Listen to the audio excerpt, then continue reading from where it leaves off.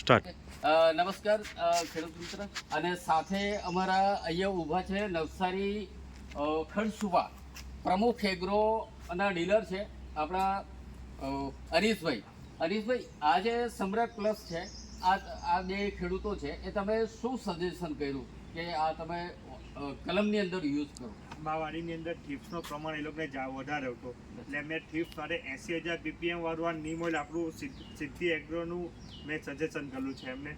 ને એમને રિઝલ્ટની બાબતે એમને સર તમે પૂછો, કારણ કે મેં તો એક વેચનાર માણસ છું, તમે ખેડૂતને પૂછો તો મારા કરતાં વધારે એ લોકો તમને જવાબ આપશે. Okay, thank you very much. તમારું નામ શું છે? સંતોષભાઈ.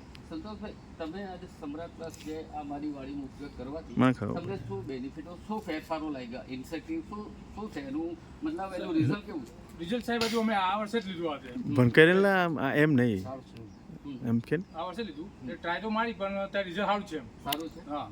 ઓકે, એનાથી તમે સેટિસ્ફાઈ છો? હા. બરાબર.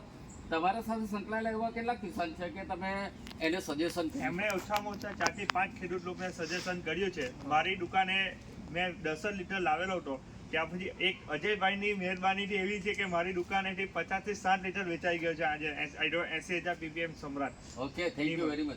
તમારો પણ ખૂબ ખૂબ આભાર. મારે તો કે તમે- ખરેખર અજયભાઈને માનવો જોઈએ, કારણ કે મેં અજયભાઈને ઓળખતો નહીં હતો. પહેલા તો હું તમને એ કેમ છું, બરાબર. અજયભાઈને ઓળખથી મારા ખેડૂત મારી પાસે વધતા આવ્યા છે. Okay, very good, thank you very much. તમારો ખૂબ ખૂબ ધન્યવાદ. અને તમારો શું અનુભવ છે? અમારો અનુભવ છે કે કેરી આવવું જોઈએ બસ. ના, હા, એનાથી એમ કેરી નહીં. તો આવશે જ, નો હા. પ્રોબ્લેમ. કેરી તો આવવાની જ છે, પણ સાથે આ જે ઇન્સેક્ટિવ છે, હવે તો એની અંદર એનો ફેરફારો શું, એની અંદર શું રિઝલ્ટો આવ્યા એમ પૂછું છું તમને. મને સારું રિઝલ્ટ આવ્યું. સારું રિઝલ્ટ છે? હા. Okay, thank you very much. Thank you.